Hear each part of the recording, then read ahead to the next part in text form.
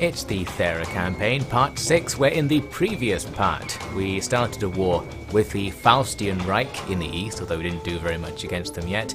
We went on a campaign against the Fire Island tribes, which isn't going very well, but we'll keep trying with that. And we were attacked by the Vikings in the north and have taken down one of their armies already.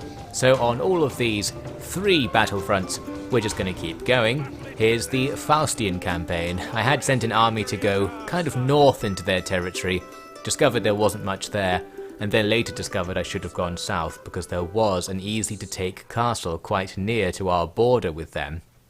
I can still go after it right now, however instead I'm going to go up here because this spy discovers there's another Faustian Reich location with a army outside from those Skikro cracks people, whatever they're called, my allies who are apparently really annoying. And what I wanted to do is take this harder to take location before my allies did, because long term that's the better strategic move. I am, by the way, actually at war with the yellow Spanish faction that in the past I'd mentioned I was going to attack, but then I didn't in order to do these distractions instead. But yes, we are at war with them. I can't remember when that started. I think they declared war on me randomly but didn't attack me at any point, so that's going on. Hopefully they just won't attack me. That's the plan here, because I'm kind of ignoring them at the moment. Here we are though, with our reinforcements arriving on this Fire Island place. Now then we can spam in with 2 armies to attack their settlement, and with that hopefully we can finally secure things here and get a base of operations. But we know there's at least 1 more settlement somewhere on this island. My ships do a bit of scouting, but their line of sight is terrible, so if it's not right on the coast we're not going to find it by that method. As for the Viking front, we've got an army ready to move out, and I've used a princess up north to discover the location of one of their settlements. So we can now start inching our way towards it, and basically in the next turn I went down there and besieged it. There's a stack inside. We're just going to besiege them on the inside and see what happens, and I'll recruit things behind me back in our settlement that I've left unguarded to make it a bit guarded for later. Now the Spanish come at me with this very generous offer. They say they'll attack me unless I give them 200 gold over 2 turns, which for reference is basically nothing. So I was like, well, okay, I guess I'll accept your deal, because if it means you won't attack me, that's fine, and it pays off immediately, because after I give them this bribe, they end some blockades they had on those ports down in the middle of the map. That'll probably make me more than 200 gold, so it seems that everybody has won in that little engagement. Now with the Faustian thing, I can actually use my allies to help out with the attack on the town, or so I thought. I go ahead with this auto-resolve and it's actually pretty bad, and our allies didn't lose any troops, so the auto-resolve didn't factor in the ability we would have to open the gates and then withdraw from the walls, let our allies die going in through the gates for a bit, and then we could attack.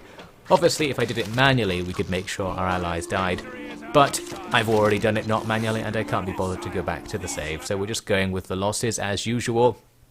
In the very same turn we're going to move out and go back south to resume our campaign against that castle that I probably should have taken last time. On the way, there's a half stack of troops hanging out on the road. It would be nice to kill them rather than walk past them, because they could go on to retake the place I just took. So we're going to go in against them right here. As it turns out, we have a decent advantage. Their army is filled with the Mesopec style units, the ones that are pure trash, so that's why they suck. Did a bit of spying on their general's bodyguard here, also a gun cav unit, but an armoured one, so maybe a little bit better than our gun cav generals. I was going to do this fight to minimise losses, and then I didn't. That's pretty much the story of this campaign, and the auto-resolve was fine this time. That's probably about what would have happened. So we plough on. We can't plough all the way to the castle. We can get close. Unfortunately, we can now see it's got a big army on the inside, unlike in the previous turn. We can, though, reinforce from my defensive garrison over to the west. So we'll sort something out there. Back on the island, I was going to make this attack with our 2 stacks, but when I saw the balance bar wasn't really in our favour, I decided not to and just kept building siege equipment. And that's going to be a familiar pattern. I won't bother commentating on it, but I looked at that battle every turn and every time didn't feel like doing it, so we're just going to siege them out over there. I've actually got a tiny yellow Spanish fort under siege in the middle of our territory, so we're doing something against them. But otherwise, not much happening on that southern front. I am building more units though. I plan to do something at some point. Now back to the Faustian situation. I've reinforced my stack so it's fully loaded and good to go, and we can even bring over more units to come down near to the Faustian castle.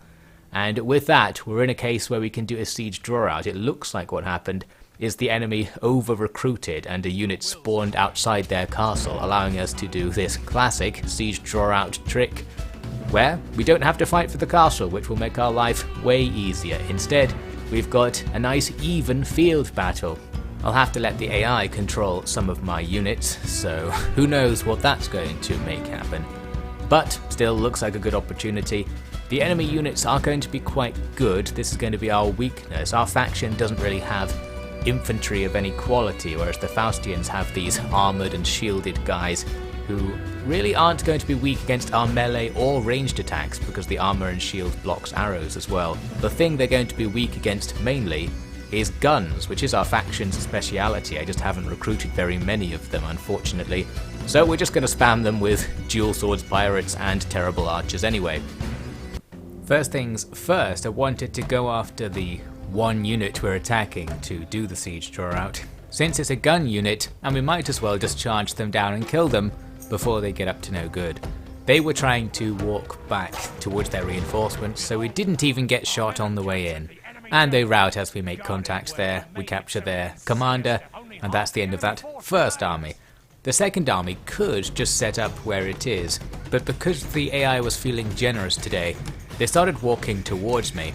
There's also this gigantic ship on the map, by the way, so this will surely be enhancing our pirates' morale to see a galleon buried intact here. We can dig that up, no doubt there's some good treasure, etc. Anyway, so I just stand around on this hillside, and very kindly we get attacked, only by the cav as well, so that's going to make things extra easy. They're going to attack us with this tiny group.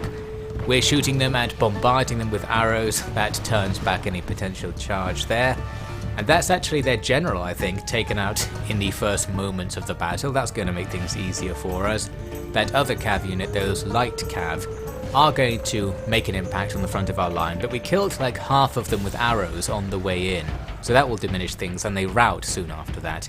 The problem I had now was that because their general has routed here, that means a character can escape from the field and we can't really catch him now, and that has consequences for the siege draw out aspect of this battle.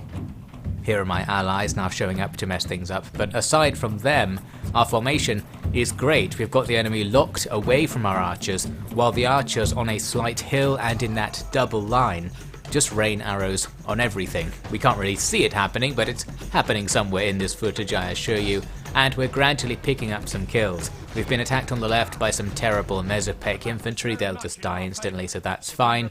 On the right, we see some of the better troops coming in, like those armoured pioneers.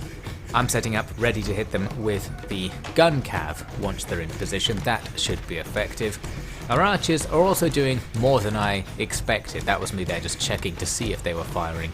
They are killing enemies, and they're also stun locking them a bit, so even though they have the armor and shields to often not be damaged by the arrows, it disrupts their attack against us. It stops them charging very well, and that's helping out. You can see the middle of our army isn't being attacked at all because the AI being in front of us has caused the enemy AI to turn and attack my ally instead. Still, things are going well. Our gun cav routed the armoured infantry attacking our right flank, and then we can just charge forwards and take them out freely. And at this stage in the battle, we've basically won. It's time to just go weapons free and charge about, routing everything. Perhaps the fact the enemy general left the field right away made the enemy's morale low, but we do see big blocks of infantry rout without much hassle or without much input from me. Here's one of the final fighting units. We're just shooting them in the back. I'm sure being shot gives you some kind of specific morale shock to being shot, different to just being damaged, so that probably helps. And from here, we just charge in all directions, turn this thing into a slaughter, and here are the final results. That battle went really well. It went much better than I expected it to go after looking at their units. Their units did have some stats on them, but they just didn't use them for the most part. They just spent the entire battle running away or getting shot and stuck in position. So that was absolutely perfect. As for the siege draw-out, we just did it somehow, even though an enemy general survived, and I thought that meant you couldn't get the siege draw-out because the general is guaranteed to survive inside the castle. He didn't for whatever reason, so we just got away with all that. It was the absolutely perfect result. I'm now going to move out right away, and I'm even going to put this watchtower not quite on the road, just to be a little bit more pro. And of course this army is going to be moving down towards the Yellow Spanish to join that front. Up with the Vikings, I had besieged that town I was talking about earlier. However, they sent a small force to come and attack me here. We have the opportunity to treat this as a siege draw-out. We can focus down the army from the town and try to kill them.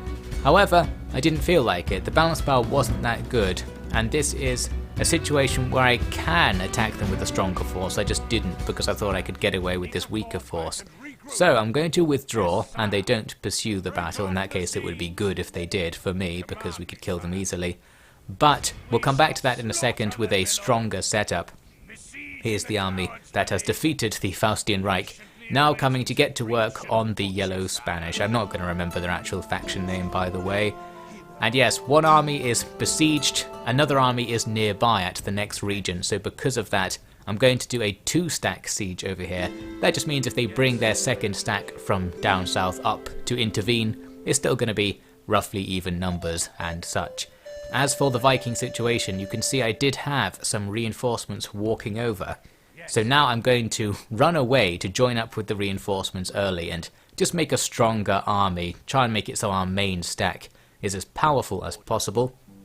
In this case though, I was concerned that our second army that doesn't have a general would betray us because of that whole we don't have any authority thing on our faction leader. I also noticed in this mod it doesn't tell you if your troops have betrayed you, and we're going to see an example of that actually right now because this little group I've selected, I thought, well, I'll send them behind the army and maybe they'll make it and help out. Well, enjoy looking at them now because that's the last we'll see of those troops. Here we are in the next turn. They're just gone. I don't know if I actually noticed because I was expecting a message to come up telling me there'd been a betrayal. But no, I think it just doesn't tell you, and then if you're me, you forget you were moving troops around anyway and they're just gone. So the rebels are now sitting in the fog of war. I forgot that I needed them and just went on with my original setup anyway. We've now got a nice powerful stack ready to move, and we can go right into a siege draw-out. So we've ended up with a favourable situation for ourselves here. It seems that doing a little bit of messing around did help out. We might have been able to actually defeat them in that battle they challenged us to earlier. But here we have essentially the same battle, but we also have an AI supporting group that will help us out a little bit. So maybe that will make things easier. Depends what the AI does, of course. In this fight, we had this ridge that I wanted to rush up and get to before the fighting started, but the AI was quite aggressive and also moved up towards the ridge, so the fighting's going to start pretty much right away after I'm done forming up, and it's not really to our advantage because we're kind of still on the back of the ridge as the fight starts. We didn't quite get into position. Still, I wanted to just stop where I was and get the archers to start firing to try and overpower the enemy. But yes, the lines of sight here are going to be pretty trash, lots of shots being shot right up into the sky. I tried to push the line forward at the last second, but stuff's already intercepting us. So we're going to have some sub-optimal shooting going on here. That is a bit of an issue really, because our army is very much based around the shooting doing the damage. Still, we will just sit here and assume our troops are doing something because we can't really tell in the battle how much damage they're doing. Maybe this is fine, but I can tell that a lot of my gunners are not going to be very helpful. Some of them are below the front line, so there's no chance of seeing anything, although in some cases they can sort of see sideways over at other things. Maybe they'll have line of sight, but we've seen so far gunners are a bit fussy. Eventually I defeat the couple of units that attacked me at first, and I then pushed forward again to gain a tiny bit more ground before the next wave of stuff crashes in. Not sure if that's really going to help, of course, but I tried, and that's the motto of my usual strategy.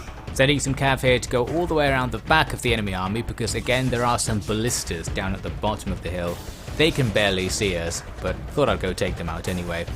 Hopefully my gunners will start shooting at something. So far it doesn't look like they're doing much. Unfortunately, unlike in later Total Wars, you can't shoot into an infantry fight with cav in it and just hit the cav like you can in certain games, definitely can in Shogun 2. Some of the gunners look like they're trying to fire. They're at least recalling their guns as if they're firing them, but there's no flash, so I'm not sure if they're actually shooting. This game does have a whole dry firing mechanic thing going on where your units will pretend to fire without shooting in some circumstances. You can see though I've got a better shooting situation forming on the right flank when I sent some archers to just go stand on the flank of the battle and shoot into it. Standing on the other flank, the left flank, would be better. We're shooting into the technically shielded flank from that side, but still better than not really shooting very much. Also on the right flank, we have taken out a couple of enemy units in the melee and we're starting to fold along the edge here and get some rear attacks going to reduce enemy morale. But the melees in general aren't ideal. We're losing absolutely billions of pirates and some of the units are on the verge of death. So we need to get something going as soon as possible and try and kill the enemy somehow. If the enemy don't rout, we're kind of in trouble. That's the whole situation with our army setup. It works really well if the enemy don't try to kill us, but if they do actually go for it, most of our units are vulnerable in melee. Handily, we trap an enemy general out here on the flank. He came away from the fight to attack some of my archers, but kind of got stuck, surrounded, and then routed, so we took that guy out. That's not actually their leading general though, so I don't think that has the full morale effect. We've also got some gunners here who I figured would be shooting into that blob. They're in range and they can see a nice blob of enemies. But again, they don't shoot until I explicitly tell them to do it, so that's inconvenient. These gunners need a bit more wrangling than archers, it seems, to really get some use out of them. Still, at this stage in the battle we're starting to get there because the enemy have been thinned out quite a lot, so have we, but it's going better from our perspective. We've got them surrounded. We're going to win on morale eventually, we're just taking severe casualties to get there. Here's another case where I'm checking to see if the guns are doing something. They have line of sight and they can fire. It just seems like they're not firing. Their ammunition is suspiciously high at this point in the battle. They only fire if I manually tell them to do it. And that sucks. But it is going to be enough. As we can see, this is a bit later. Everything's starting to rout. The battlefield is covered in bodies from both sides all over the place. But most of what they have left unrouted are just archers that are skirmishing around the place and things, so we chased them for a bit. It was an interesting clip where the music crescendoed and then our guys cheered to celebrate. I think they were cheering because we'd just taken out the general in this blob at some point. So that's that. Another successful battle, but when it comes to being a draw out, it actually wasn't successful because, like I thought with the Faustian situation, there was an enemy character who escaped. So while both of their armies there are probably dead enough to make the cut, I'm actually not quite sure about that second one, overall the siege draw out is going to be a failure. We also did lose quite a lot of troops. We lost most of our melee line. The pirates got really pounded. We're going to have to bring up some other stuff to deal with that. We can re-recruit pirates pretty much everywhere though, so that's the upside. We can just get some more once we take this settlement. As mentioned though, we aren't going to be taking it right now. Still, there's basically nothing inside, so we can deal with that next time after a bit of a siege and after a bit of army reorganization there. Down with the yellow guys' siege, we saw no reaction during the enemy turn, so I just auto-resolved that place I had under siege with the 2 stacks. We're getting into a steamrolling situation here on the main continent, on the main battlefront at least, because we can spam so much stuff from all these frontline settlements that we can just keep running at the enemy. Even if we get bad auto-resolves, there's not too much they can do to stop us, especially if they're not trying, which is the current case. That's going to help us out a lot. In this case, you can see that most of their troops in the next region are not in the settlement, so we can just walk past everything and besiege the settlement. In this case, they could turn around and challenge us to a sally battle, but given the AI's behavior so far, I just thought, well, they probably won't be able to. Plus, we can put 2 stacks on the front line. So they could go and attack us. This would be the play for them to go and attack my undefended settlements. Theoretically, the AI can't see them, so it doesn't know they're undefended, but I think it actually can. What they actually did is walk around and do nothing, so that was fine. We end up attacking with an auto-resolve and taking the settlement with minimal losses. And that's that. The anticlimactic battle against the Spanish yellow guys has been very successful. We just annihilated them, no questions asked. After that, I figured we might as well actually fight their army so that they can't actually kill us, even if they don't really want to try. The balance bar was super good, so I just auto-resolved that. We got a decent result, and some survivors rush off to a fort over there. At least we now know where they are. That's that then. These two armies are now going to be split up to do two different projects. One of them is going to go to the docks, and we'll see where they're sailing off to later, and the other will clear up the survivors in the area. As for that Viking situation, there's the auto-resolve that I needed to finish off the stuff up there, and that's that. And I started moving out to the east after that as well. We will keep pressing against the Vikings. Here though, we've got a new war brewing. The Duchy of Dracul attacks us. It's the vampires. They're coming at us where the Faustian Reich used to be. That's inconvenient since we've moved away with most of our stuff from there. We'll have to go back.